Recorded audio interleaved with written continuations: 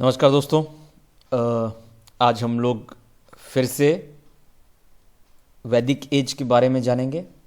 सबसे पहले आप लोग का पीसीएस क्लस्टर में स्वागत है। और जैसा कि हम लोग इस समय एंशियंट हिस्ट्री पढ़ रहे हैं और अभी तक हम लोगों ने इंडस वैली सिविलाइजेशन और उसके सारे एस्पेक्ट्स के बारे में देख रखा है। हम लोगों ने उसके आईवीसी पे बेस्ड एमसीक्यूज भी कर लिए हैं और इस समय हम लोग वैदिक एज के बारे में पढ़ रहे हैं। वैदिक एज के बारे में जो पहला वीडियो था उसमें हम लोगों ने आर्यंस का ओरिजिन, उनका इंडिया में आना, advents of Aryans into India और उनके जियोग्राफिकल लोकेशंस, उनके एस्टेब्लिशमेंट के बारे में देखा और कैसे वैदिक एज, वैदिक कल्चर प्रोपोगेट हो रहा है। ठीक है, अब इस वीडियो में हम लोग वैदिक एज के लोगों के जो socio economic, agricultural, religious life aspects हैं उनके बारे में डिटेल्स में पढ़ेंगे जो हमारे एग्जाम्स के लिए इंपॉर्टेंट हैं। ठीक है, तो वैदिक टेक्स्ट को दो ब्रॉड क्रोनोलॉजिकल स्ट्रेटा में डिफरेंशिएट किया गया है। हाँ, मतलब जो वैदिक टेक्स्ट थे उनको टाइम के अनुसार दो स्ट्रेटा में डिफरेंशिएट कर दिया गया है। एक है द अर्ली वैदिक एज, जिसको हम लोग ऋग वैदिक पीरियड कहते हैं, जो 1500 से 1000 बीसी के तक देखा जाता है, और दूसरा है द लेटर वैदिक पीरियड, जो 1000 बीसी से 600 बीसी तक देखा जाता है। ओके, सबसे पहले हम लोग ऋग वैदिक पीरियड देखेंगे। इसको हम लोग टॉपिक वाइज कवर करेंगे। उसके बाद लेटर वैदिक पीरियड को जब हम लोग कवर करेंगे तो उसको ऋग वैदिक पीरियड के कंपैरिजन में देखेंगे। ओके, तो इससे हम लोग को इजी रहेगा चीज़ों को समझने के लिए कि कंपैरेटिवली चीज़ें कैसी हैं और चीज़ें याद करने में हम लोग के लिए आसानी रहेगी। ओके, तो चलिए सबसे पहले हम लोग बढ़ते हैं ऋग वैदिक पीरियड की तरफ जो 1500 से 1000 बीसी तक देखने को मिलता है। As the name suggest, the early वैदिक period is also known as Rig Vedic period. तो इससे हम लोग को एक कंक्लूजन निकाला जा सकता है कि इस पीरियड में ऋग वैदिक जो टेक्स्ट थी, जो ऋग वेद है, ये देखने को मिलता है और इसके ऊपर बेस्ड हम लोग चीजें समझेंगे। ओके, क्योंकि इस एज के बारे में जो भी इंफॉर्मेशन हमें मिलती है वो ऋग्वेद से मिलती है। Okay, the source of information of this period includes the archaeological evidences. कुछ आर्कियोलॉजिकल एविडेंसेस हैं, वहां से हम लोग को इनके हिस्ट्री के बारे में पता चलता है, और लिटरेरी सोर्स जो है, वो जो लिटरेचर का सोर्स है वो ऋग्वेद ही है। Okay, Rigveda has many things in common with the Avesta, which is the oldest text in the Iranian language. तो ईरानियन लैंग्वेज की एक बुक है जिसका नाम अवेस्ता है। तो ऋग्वेद की बहुत सारी चीजें बहुत ज्यादा कॉमन है अवेस्ता से। ओके, अब हम लोग देखेंगे social life of Rigvedic people. Rigvedic people का जो सोशल लाइफ था वो कैसा होता था। ये एक ट्राइबल सोसाइटी थी। हम लोगों ने देखा था कि इंडस वैली सिविलाइजेशन में जो सिंधु घाटी सभ्यता के लोग थे वो लोग एक अर्बन सिविलाइजेशन थे, लेकिन यहां पे हम लोग को देखने को मिलता है कि जो वैदिक पीपल थे ये एक ट्राइबल सोसाइटी थी। ठीक है, ये नोमैड्स थे, ये एक जगह रहने वाले नहीं थे। ठीक है, फिर धीरे धीरे धीरे करके इन लोगों ने एक प्लेस पे एस्टेब्लिश होना शुरू किया, तो इन्होंने एक ट्राइबल सोसाइटी बनाई। इन ट्राइब्स को जो एक इनका कुछ लोगों के ग्रुपिंग्स होते थे, फैमिलीज रहती थी, वो एक ट्राइब्स बनाती थी और इस ट्राइब को जन कहा जाता था। Okay, Aryan tribes were called janas. अब Rigvedic community comprised of population called janas along with several non-आर्यन जनाज। तो जब ऋग्वैदिक लोग, जो आर्यन लोग हैं वो भारत आते हैं, तो उन्होंने जो आर्यन थे उनको तो जना कहा, लेकिन जो यहाँ के लोकल रहने वाले लोग थे उनको इन्होंने नॉन आर्यन जन कहा, राइट। तो यहां पे दो तरह की सोसाइटी थी, एक तो आर्यन जन की थी और एक नॉन आर्यन जन के थे। आर्यन जन कौन थे? जो बाहर से आते हैं और इंडिया में ऋग्वैदिक कल्चर को एस्टेब्लिश करते हैं। अब इन जनों का जो चीफ होता था, जो मुखिया होता था, उसको राजन कहा जाता था, ठीक है। और इनको गोपति तथा गोप भी कहा जाता था, ठीक है। जो चीफ होते थे इन जन के, जो ट्राइब्स के जो चीफ होते थे राजन, इनको गोपति या गोप भी कहते थे। गोप का मतलब होता है प्रोटेक्टर ऑफ काउज, गायों का रखवाला। इनकी जो चीफ क्वीन होती थी उनको महिषी कहा जाता था। Society was divided into Aryans and non Aryans. Non Aryans were called Dasas and Dasyus. तो जो समाज था ये दो वर्गों में डिवाइडेड था, एक आर्यन थे, एक नॉन आर्यन थे। नॉन आर्यन जो यहाँ के लोकल इनहेबिटेंट्स थे, जो पहले से रहते थे, और आर्यंस थे जो वैदिक कल्चर को लेकर के भारत में आते हैं। जो नॉन आर्यंस थे उनको दास कहा जाता था और दस्यु कहा जाता था। ये दो प्रकार के होते थे, दास और दस्यु। तो जो ऋग्वैदिक सोसाइटी थी ये एक इगैलिटेरियन सोसाइटी थी। यहां पे कोई सोशल डिफरेंसेस नहीं होता था, किसी प्रकार से कास्ट, क्रीड, एज, सेक्स, किसी चीज को लेकर के कोई सोशल डिफरेंसेस नहीं रहते थे, ठीक है। सब लोग एक समान माने जाते थे।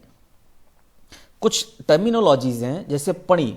पड़ी का अर्थ होता है जो आर्यों के एनिमीज थे, जो नॉन आर्यंस लाइक दस्यूज, इनको पणी भी कहा जाता था।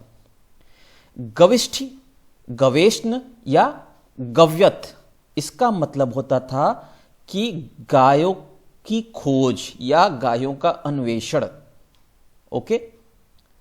और इनके लिए जो युद्ध होती थी, ठीक है, जो आर्यंस एंड नॉन आर्यंस यानी पणी के और आर्यंस के बीच में जो युद्ध होता था गायों को लेकर के, उसको गविष्ठ या गवेष्ण या गव्यत कहा जाता है, ठीक है।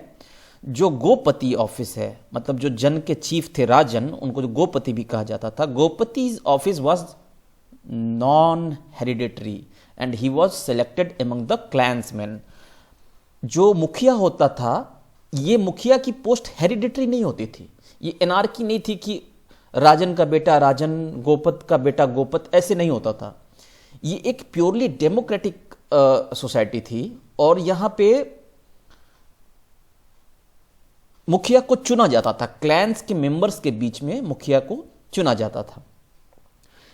समाज कास्ट सिस्टम में डिवाइडेड नहीं था। द फोरफोल्ड वर्ण order and rigid caste system was not yet completely developed. अभी तक हम लोगों को ऋग्वैदिक काल में जो 4 प्रकार के वर्ण हैं और जो जाति व्यवस्था है, ये पूरी तरीके से इवॉल्व हुई नहीं दिखती है, okay. The term varna used in Rigveda with reference to only Aryans and Dasas having respectively fairs and dark complexions. अब जो ऋग्वेद में वर्ण शब्द हमें मिलता है, उसका मतलब जाति से नहीं होता था। इसका मतलब होता था जो आर्यंस थे और नॉन आर्यंस थे, इनके स्किन टोन को लेकर के होता था। आर्यंस गोरे होते थे as comparison to the non Aryans, जिनका फर्दर डार्क कंप्लेक्शन होता था, सांवले होते थे या काले होते थे। तो वर्ण शब्द का प्रयोग इस चीज को आइडेंटिफाई करने के लिए यूज होता है। Rigvedic society was a patrilineal and birth of a son was sought after. अब यहां पे हम लोग देखते हैं कि जो ऋग्वैदिक सोसाइटी है यह पितृसत्तात्मक एक समाज है और यहां पे एक पुत्र की उत्पत्ति को बेहतर माना जाता था और लोग इस चीज का विचार रखते थे कि उनको एक पुत्र होना चाहिए। Occupation was not based on birth. अब यहां पे हम लोग को एक चीज और देखने को मिलता है कि ऑक्यूपेशन जो काम होता था वो बर्थ के हिसाब से नहीं होता था। यानी कि ब्राह्मण का बेटा क्षत्रिय से संबंधित कार्य भी कर सकता था, वैश्य से संबंधित कार्य भी कर सकता था और शूद्र संबंधित भी कार्य कर सकता था बेस्ड ऑन हिज इंटरेस्ट। ये ऐसा कोई इसमें कंपल्शन नहीं था कि नहीं ब्राह्मण का बेटा ब्राह्मण होगा, राइट। वर्ड और colour was the basis of initial differentiation between the वैदिक एंड नॉन वैदिक पीपल। तो वैदिक और नॉन वैदिक यानी आर्यन और नॉन आर्यन लोगों के बीच में जो डिफरेंशिएशन का बेसिक आधार था वो था स्किन का कलर। वर्ड यानी कि स्किन का कलर था, उसको देख करके आर्य और नॉन आर्यंस, अनार्य जिसको कहते हैं, इनको समझा जाता था, डिफरेंशिएट किया जाता था। समाज में जो ट्राइबल एलिमेंट्स थे, जो ट्राइबल व्यवस्था थी, ये बहुत स्ट्रांग रूप से देखी जा सकती थी। वर्ण सिस्टम कब आता है? वर्ण सिस्टम जब ऋग्वैदिक काल का अंत होता हुआ दिखता है। मतलब ऋग्वैदिक एज जो है वो जब अपने समाप्ति की ओर होती है, तब हम लोगों को वर्ण सिस्टम पहली बार इंट्रोड्यूस होते हुए दिखता है। इनको स्लेवरी के बारे में पता था, दासों के बारे में पता था, और जो नॉन आर्यंस थे उनको ये लोग दासों की तरह यूज करते थे घर के कामों के लिए। देखिए, ऋग्वैदिक काल में जो दास थे वो घर के काम में यूज किए जाते थे, ना कि एग्रीकल्चर पर्पज के लिए। ठीक है। अब जो ये जन थी, जन एक ट्राइबल व्यवस्था है। इसमें जो फैमिलीज थी उसको कुल कहा जाता था। ओके, कुल जो है ये एक बेसिक सोशल यूनिट थी, और एक कुल के मुखिया को कुलप कहा जाता था, जो कि उस परिवार का मुखिया होता था। ऋग्वैदिक काल में चाइल्ड मैरिज का कोई एविडेंस देखने को नहीं मिलता है। डावरी और bride price were recognised during the early वैदिक पीरियड। दहेज प्रथा हम लोग को देखने को मिलती है, और ब्राइड प्राइस ना, ब्राइड की प्राइसिंग देखने को मिलती है हम लोग को एक इस पीरियड में, ऋग्वैदिक पीरियड में। थ्रू आउट द वैदिक period education was imparted orally. यहां पे जो शिक्षा की व्यवस्था है ये मौखिक हुआ करती थी, लिखित रूप से शिक्षा की व्यवस्था देखने को नहीं मिलती थी। इंफॉर्मेशन को एक जनरेशन से दूसरे जनरेशन ओरल रूप से पास आउट किया जाता था। ओके, दे एंजॉयड चैरियट रेसिंग। अब उनके बीच में कुछ मनोरंजन के क्रियाकलाप भी होते थे, जिसमें से है चैरियट रेसिंग, रथों का रेस होता था। और पुरुष और महिलाएं दोनों ऑर्नामेंट्स पहनती थी। The Aryans loved music and played the flute, lute and harp. ये कुछ म्यूजिकल इंस्ट्रूमेंट्स हैं जो आर्यंस बजाया करते थे। इन्हें संगीत से भी प्रेम था। Family was part of a larger grouping called विस और क्लैन। अब फैमिलीज को अगर और फर्दर बड़े तरीके से ग्रुप्स में देखा जाए तो उसको क्लैन कहा जाता है, जो उसको उस समय विस कहा जाता था। ठीक है, तो कुल, विस, जन, इस तरीके से हायरार्की बनती है। ठीक है, वन और more than one clans made जन और ट्राइब। अब कोई भी क्लैन इतना बड़ा हो जाए, फर्दर एक क्लैन में कई सारे कुल होते थे, और वो क्लैन इतना बड़ा हो सकता था कि वो एक ट्राइब खुद ही बन सकता था, एक जन खुद ही बन सकता था। लेकिन ऐसा भी देखने को मिलता था कि एक जन में, एक ट्राइब में एक से ज्यादा क्लैन देखने को मिलते हैं। Okay, the jana was the largest unit, social unit. In the Rigveda no desire is expressed for daughters. Rigveda में पुत्रियों के लिए कोई भी डिजायर देखने को नहीं मिलता है। समाज पैट्रियार्कल था, जैसा हमने बताया, पितृसत्तात्मक समाज था। लेकिन औरतों के लिए भी इंपॉर्टेंट पोजीशंस होती थीं एजुकेशंस में और असेंबलीज में। ठीक है, तो घोष, सिक्ता, निवावरी और अपाला, अपाला, घोषा, सिक्ता और निवावारी कुछ ऐसी औरतों का नाम है, फीमेल्स का नेम है, जो कि समाज में एक ऊंचे लेवल पे बैठी हुई थी और इन्होंने एजुकेशन गेन किया और इनको असेंबलीज में भी, जो इनकी असेंबलीज हुआ करती थी, सभा समिति, उसमें भी बैठने को इनको पोजीशन मिलता था। Girls were free to choose their life partners, there was no boundation on it, there are no instances of child marriage, sati और पर्दा। जो घूंघट की प्रथा है, सती प्रथा है या जो चाइल्ड मैरिज है, इनका कोई भी एविडेंस हमको ऋग्वैदिक काल में देखने को नहीं मिलता है। ठीक है, लेकिन एक विधवा पुनर्विवाह का एक स्पेशल केस देखने को मिलता था जिसको नियोग कहा जाता था। ठीक है, there were few instances of levirate यानी नियोग। नियोग के कुछ इंस्टेंसेस देखने को मिलते हैं हमको, जिसमें पति के छोटे भाई से, पति के मृत्यु के उपरांत अगर डेथ हो जाए हस्बैंड की, तो उसके छोटे भाई से कन्या की शादी कराई जाती थी। Okay, the Aryans were engaged in two types of battles with pre Aryans, Dasas और दस्यु एंड एमंग्स्ट देमसेल्व्स। अब देखिए, जो ऋग्वैदिक लोग थे, ये दो प्रकार के युद्ध किया करते थे। एक तो युद्ध होता था इनका जो गवेष्टि थे, गवेष्टि अभी हमने बताया कि युद्ध गायों को लेकर के दस्युस से होता था, और एक होता था उनका आर्यों के बीच में ही, दूसरे क्लैंस और ट्राइब्स के बीच में। इसका एग्जाम्पल हम लोग को देखने को मिलता है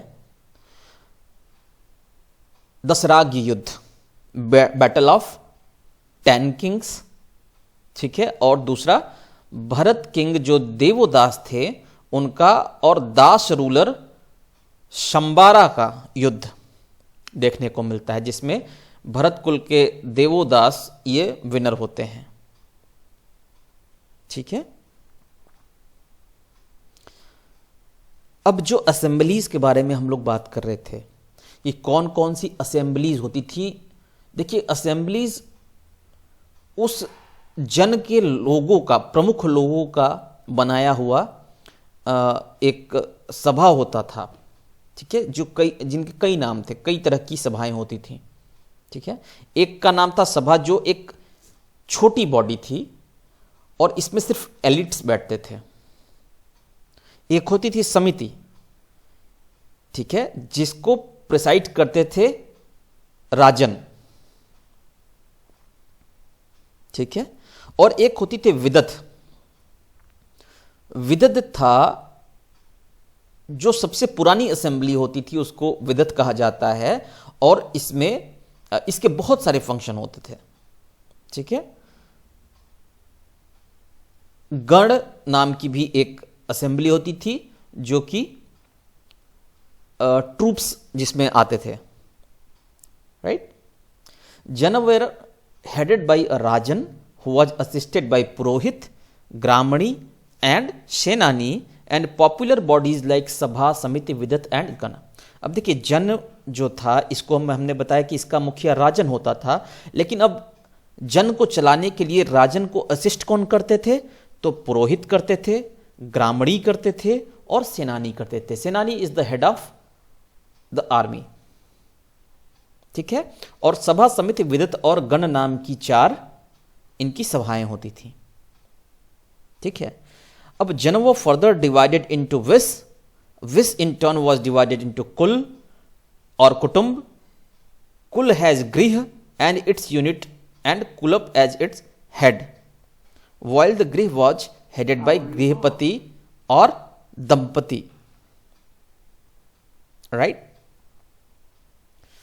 सो ये सारी चीजें बहुत कंफ्यूजिंग हो सकती हैं, तो इसको इजी तरीके से हम समझेंगे। देखिए, जो एक गृह होता था, एक घर होता था, उसके हेड को गृहपति कहते थे।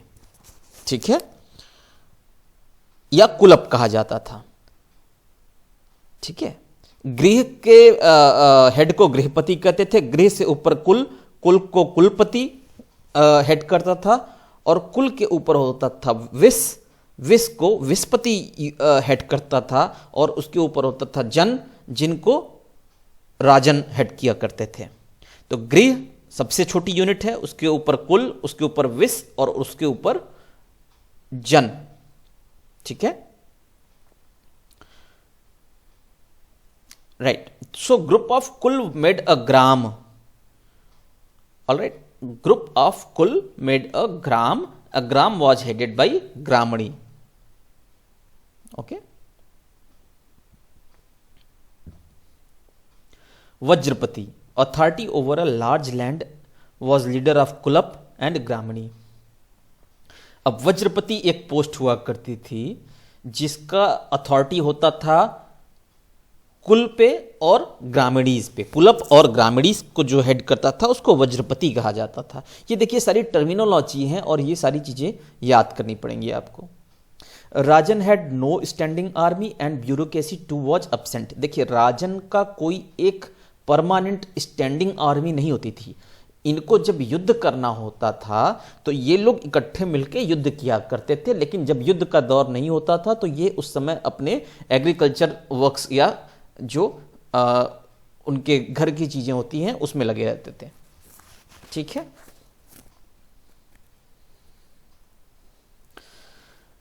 अब देखते हैं हम लोग कि ऋग्वैदिक पीपुल का रिलीजन क्या था, इनका धर्म क्या होता था। देखिए ऋग्वेद काल में हम लोगों को कोई टेम्पल, मंदिर या किसी मूर्ति पूजा का साक्ष्य अभी तक नहीं मिला है। ठीक है, लेकिन ये लोग नेचुरलिस्टिक पॉलीथिज्म, मतलब जो प्रकृति के बहुदेवतावाद को ये लोग फॉलो करते थे, जिसमें बहुत सारे देवता होते थे जो प्राकृतिक होते थे, जो नेचुरल फोर्सेस होती थी, प्राकृतिक जो शक्तियां होती हैं जैसे विंड, रेन, वाटर, इनकी ये पूजा किया करते थे। ये ओपन एयर में, मंदिर नहीं होते थे, ये बाहर बैठ के ओपन एयर में ये यज्ञ किया करते थे।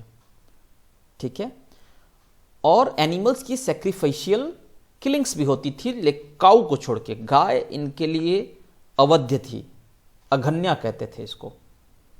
इसको छोड़ के और एनिमल्स की भी सैक्रिफाइसल किलिंग देखने को मिलती है। बलि का जो व्यवस्था हम लोग को देखने को मिलता है। फिर main deity is worshipped by the Rigvedic people. देखिए ये क्वेश्चन आ चुका है और अक्सर आ जाता है अलग अलग एग्जाम्स में कि ऋग्वैदिक काल के प्रमुख देवता कौन है। तो ऋग्वैदिक काल के प्रमुख देवता हैं इंद्र। ठीक है, और इनको लेकर के ऋग्वेद में 250 जो है सूक्त लिखे गए हैं, ऋचाएं लिखी गई हैं। ठीक है, और इंद्र को ही पुरंदर भी कहा गया है, मेघावन भी कहा गया है और वृत्रहन भी कहा गया है। So Indra is the most important deity of Rigvedic people. Second most important होते हैं अग्नि। इनको लेकर के 200 वैदिक सूक्त ऋग्वेद में हम लोग को देखने को मिलता है। उसके बाद एक देवता होते हैं पूषण। ये जंगल के राजा, जंगल के देवता हुआ करते थे।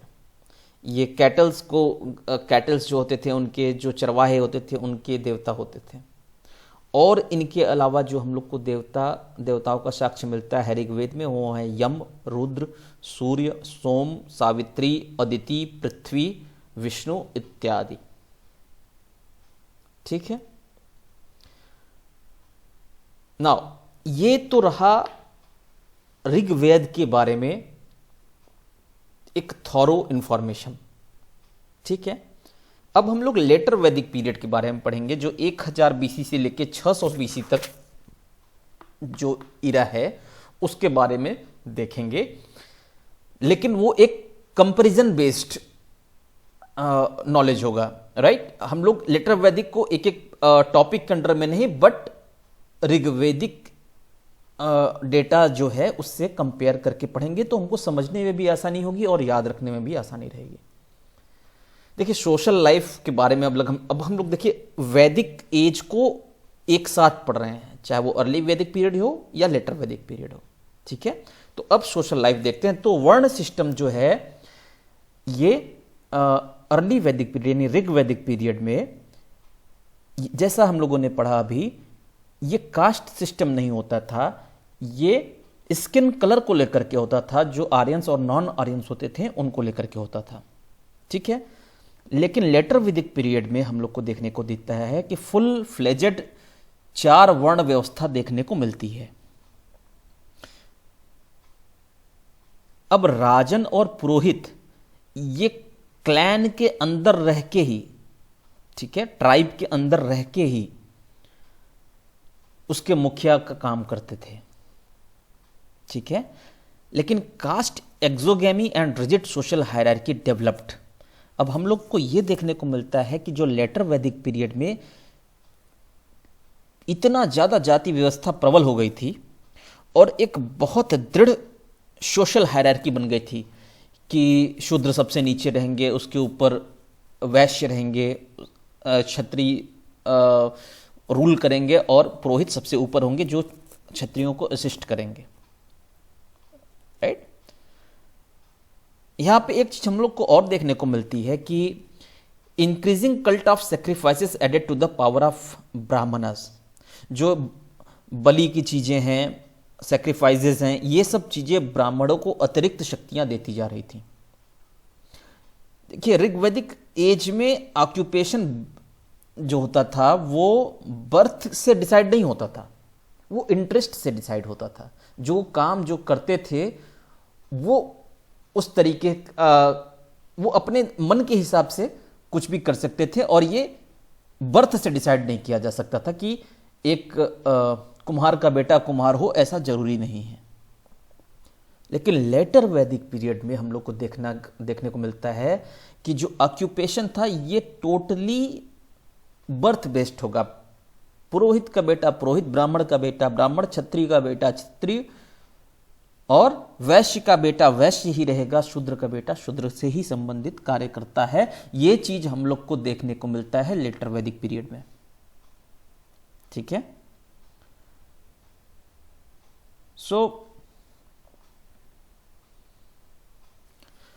वर्ण व्यवस्था हमने बताया कि अर्ली वैदिक पीरियड में आर्यंस और नॉन आर्यंस के स्किन कलर के बेस पे सिर्फ 2 वर्ण व्यवस्थाएं थी, लेकिन लेटर वैदिक पीरियड में ये और डिटेल में चली जाती है। ठीक है, ऋग वैदिक सोसाइटी एक टोटली एगैलिटेरियन सोसाइटी थी। यहां पे सब लोग बराबर थे, यहां पे जात का, कास्ट का, एज, सेक्स, किसी भी चीज को लेकर के इस तरीके से बहुत ज्यादा इनइक्वालिटी नहीं थी, सब लोग इक्वल हुआ करते थे। लेकिन लेटर वैदिक पीरियड में ये चीजें बहुत दृढ़ होती गई, सख्त होती गई ये सब सिस्टम्स, और वर्ण सिस्टम ही बेस बन गया हर ऑक्यूपेशन का और एक सोशल हायरार्की का। ऋग्वैदिक पीपल को स्लेवरी के बारे में पता था, ठीक है, जो कि आगे कंटिन्यू भी होता है लेटर वैदिक पीरियड में। लेकिन यहां पे हम लोग को 4 आश्रम दिखते हैं। वर्ण, आश्रम, धर्म व्यवस्था। जो समाज थी वो वर्ण, आश्रम और धर्म से संबंधित एक समाज डेवलप होती है और वहां पे 4 स्टेजेस देखने को मिलते हैं लाइफ की। आश्रम व्यवस्था को हम लोगों ने पहले वीडियो में डिटेल में पढ़ रखा है। Social mobility, people could change their profession and absence of strict social hierarchy. Okay? कोई भी अपना प्रोफेशन चेंज कर सकता था। ठीक है, लेकिन लेटर वैदिक पीरियड में ऐसा कुछ संभव नहीं था। जो जिस जात से उत्पन्न होता है वो उसी कार्य को करने के लिए प्रतिबद्ध हुआ होता था। ओके, अब हम लोग देखते हैं कि पोजीशन ऑफ विमेन। हम लोगों ने देखा कि पैट्रियार्कल सोसाइटी होते हुए, पितृसत्तात्मक सोसाइटी होते हुए भी औरतों को एक अच्छा पोजीशन प्राप्त था ऋग्वैदिक काल में। जैसे हम लोगों ने देखा अपाला, घोषा इत्यादि औरतों का नाम हम लोगों ने देखा। ठीक है, जो कि विदुषी महिलाएं होती थी, एक एजुकेटेड विमेन होती थी और इनका एक अच्छा सोशल स्टेटस हुआ करता था। उनके पास एक अपने हस्बैंड को चूज करने का राइट होता था। सती प्रथा, पर्दा या घूंघट जैसी चीज़ें देखने को नहीं मिलती थी। लेकिन लेटर वैदिक पीरियड में आते आते जो औरतों का स्तर था ये गिरता चला गया। पब्लिक असेंबलीज जैसे सभा समिति जैसी चीज़ों को औरतें अटेंड नहीं कर सकती थी। सती प्रथा और पर्दा जैसी चीजें देखने को मिलने लगी। ठीक है, फिर भी इतनी बंधनों के बावजूद भी कुछ औरतों का नाम हमें देखने को मिलता है जो कि अच्छी स्कॉलर थी, जैसे कि गार्गी, मैत्रेयी और कात्यायनी। ठीक है, अब मैरिज कैसे होता था? देखिए, मैरिज के बारे में और डिटेल में पढ़ने के लिए आपको, जिन्होंने देखा है वीडियो, बहुत अच्छी बात है, उनको ये चीज़ें समझ में आएंगी। यहाँ पे जिन्होंने नहीं देखा है वो एक बार जाके इसके पहले की वीडियो को जरूर देखें। ठीक है, मैरिज अर्ली वैदिक पीरियड में मोनोगैमस था, लेकिन कहीं कहीं पॉलीगैमी या पॉलीएंड्री भी देखने को मिलती थी। पॉलीगैमी मतलब एक आदमी के कई सारी बीवियां हो सकती थी, और पॉलीएंड्री मतलब एक औरत के कई सारे पति भी हो सकते थे। ठीक है, लेकिन ये बहुत रेयर केस था। Monogamy was the main practice. वहां पे हम लोग को नियोग यानी लेविरेट एक सिस्टम देखने को मिलता है, जहां पे जो विडो मैरिज का सिस्टम होता था। ठीक है, नियोग प्रथा। लेटर वैदिक पीरियड में मैरिज जो है इसको और जटिल कर दिया गया है। जो चाइल्ड मैरिज का इंस्टेंस हमें ऋग्वैदिक काल में नहीं देखने को मिलता है, लेकिन लेटर वैदिक एज में हमको चाइल्ड मैरिजेस भी देखने को मिलती हैं। गोत्र का इन्वॉल्वमेंट शुरू होता है। ओके, सेम गोत्र के लोगों के बीच में शादी करना यह फॉरबिडन होता था। ठीक है, so this is an example mention of Chandrayana penance for men marrying women of the same gotra. Okay, now economy, अगर हम लोग इकोनॉमी के तौर पे बात करें तो अर्ली वैदिक पीरियड जो होता था ये प्योरली पेस्टोरल इकोनॉमी पे होता था। ये कैटल बेस्ड इकोनॉमी थी, मेन ऑक्यूपेशन कैटल रियरिंग थी। लेकिन लेटर वैदिक एज में आते आते इंसान को लोहे की जानकारी हो जाती है, और लोहे की जानकारी होने के बाद एग्रीकल्चर जो है ये प्रमुख व्यवसाय बन के आता है, क्योंकि लोहे की जानकारी होने के बाद में ऐसे औजारों और हथियारों का निर्माण शुरू हुआ जिनसे जंगलों की कटाई हुई, जिनसे खेती करने में आसानी होने लगी। अर्ली वैदिक पीरियड में जो मेजर वेल्थ था वो थे कैटल, गाय। ओके, और जिनके पास सबसे ज्यादा गाय होती थी उसको गोमत कहा जाता था। लेकिन लेटर वैदिक पीरियड में आके ये जब लोग एक जगह रुक के रहने लगे, ठीक है, एग्रीकल्चर जब शुरू होता है, एक लोहे की खोज होती है, उसके बाद एग्रीकल्चर शुरू होता है, और एग्रीकल्चर शुरू होने के वजह से लोग एक जगह के लिए डिपेंडेंट हो गए कि उस जगह पर रह के एग्रीकल्चर करने के लिए रुक के रहने लगे। तो एग्रीकल्चर ही मेन व्यवसाय बन के सामने आता है। ट्रेड और कॉमर्स में अर्ली वैदिक पीरियड में हल्के फुल्के ट्रेड के एविडेंसेस मिलते हैं, बहुत ज्यादा कुछ ऐसा ट्रेड का कोई सिस्टम नहीं था। प्राइवेट प्रॉपर्टी नहीं थी तो ट्रेड किस चीज का होगा, राइट? लेकिन यहां पे जो करेंसी थी, करेंसी ये सोने की, इसको निष्क कहा जाता था। ठीक है, तो जो गोल्ड करेंसी होती थी वैदिक पीरियड की, उसको निष्क कहा जाता था। ऑल्दो लेटर वैदिक पीरियड में हम लोग को देखते हैं कि although the land was still communally owned by the private property began to be organised and the head of household owned the land. ठीक है, एक हाउस होल्ड का जो हेड होता था वो उस लैंड को ओन करता था जिसपे वो एग्रीकल्चर करता था। अब यहां पे बार्टर सिस्टम देखने को मिलता है हम लोग को। गेहूं दे के चावल लेना या एक सामान के बदले में दूसरे सामान को लेना, ये एक बार्टर सिस्टम कहा जाता है। लेकिन इसके अलावा भी निष्क का प्रयोग यहां पे भी होता है, ठीक है, लेकिन वो एक टिपिकल करेंसी नहीं रह जाती है।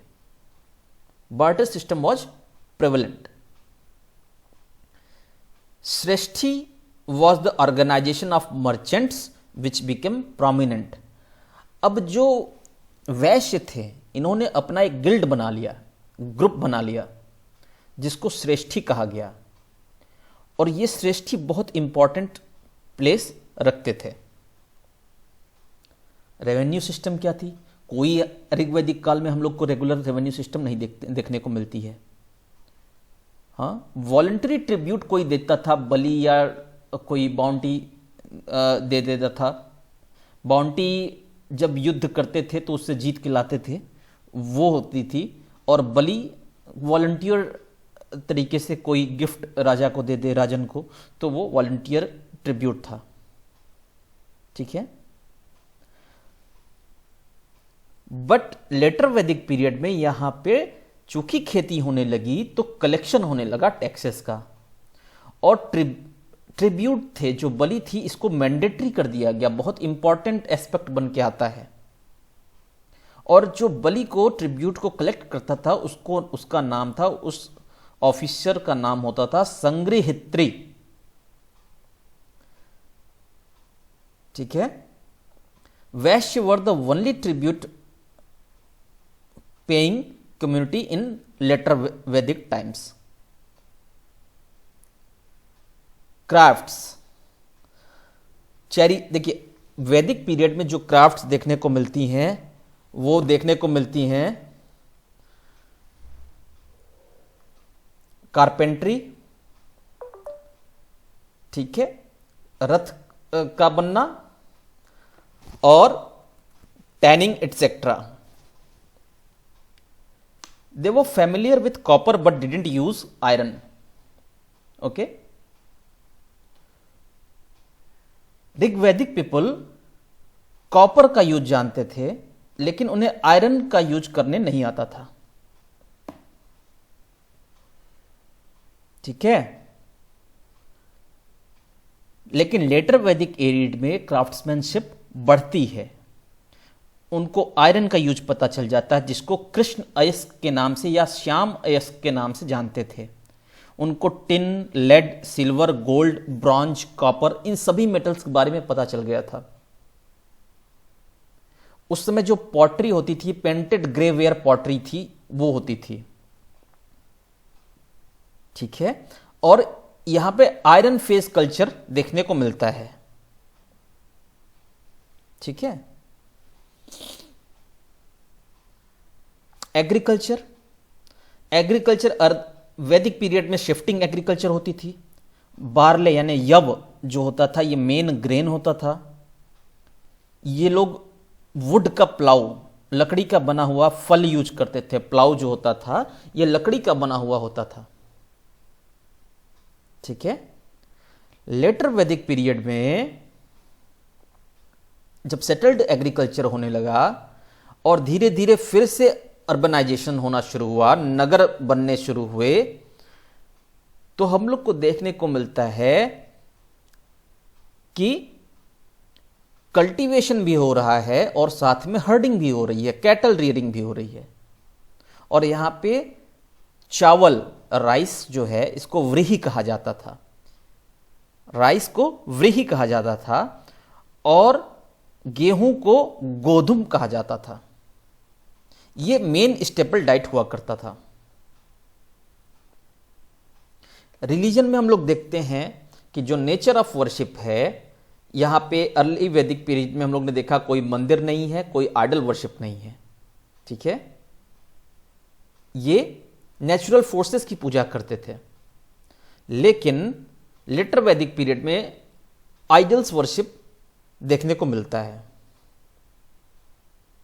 Sacrifices became more elaborate.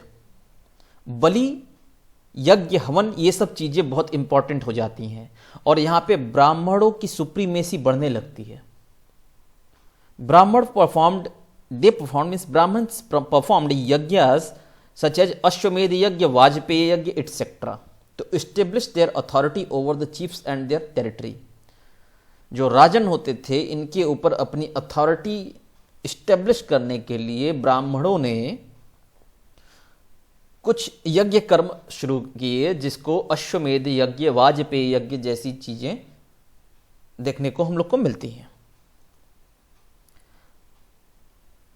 अब जो देवता थे ऋग्वैदिक और उत्तर वैदिक काल के, ये कौन कौन से इसको समझते हैं।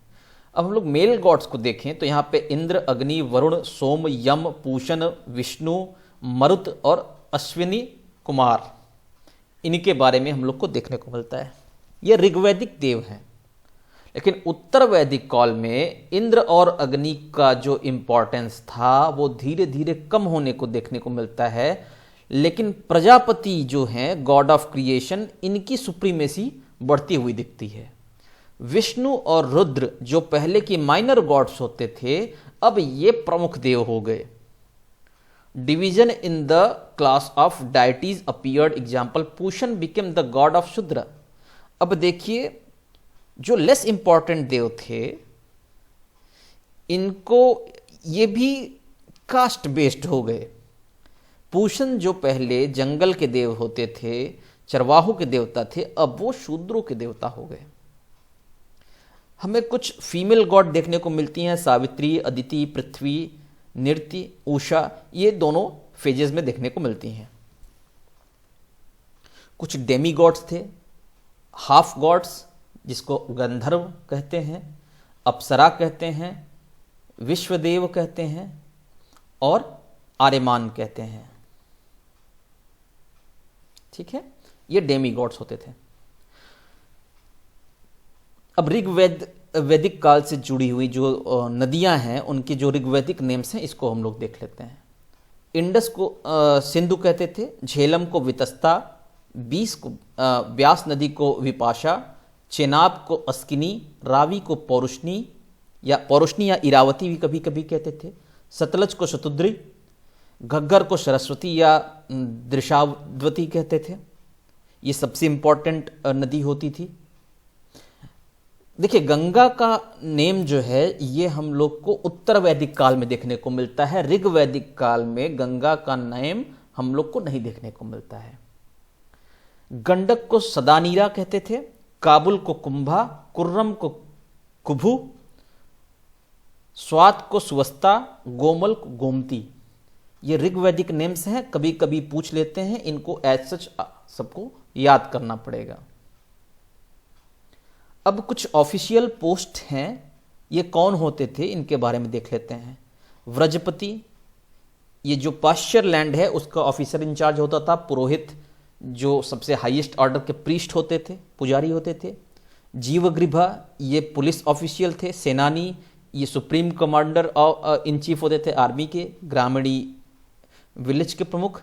कुलपति, फैमिली के प्रमुख। इस्पास कहते थे हम लोग किसको, जो स्पाइज होते थे, जो गुप्तचर होते थे, मैसेंजर्स होते थे, इनको इस्पास कहा जाता था। संग्रहत्री, ये ट्रेजरर होता था। महिषी, ये रानी होती थी। अक्षवाप, ये अकाउंटेंट होता था। और भगदुघा, ये रेवेन्यू कलेक्टर होता था। ठीक है, तो ये सारी डिटेल्स हमने जो एग्जाम पॉइंट ऑफ व्यू से इंपॉर्टेंट हैं, इसको हम लोगों ने 2 वीडियोस में वैदिक एज की देख लिया है।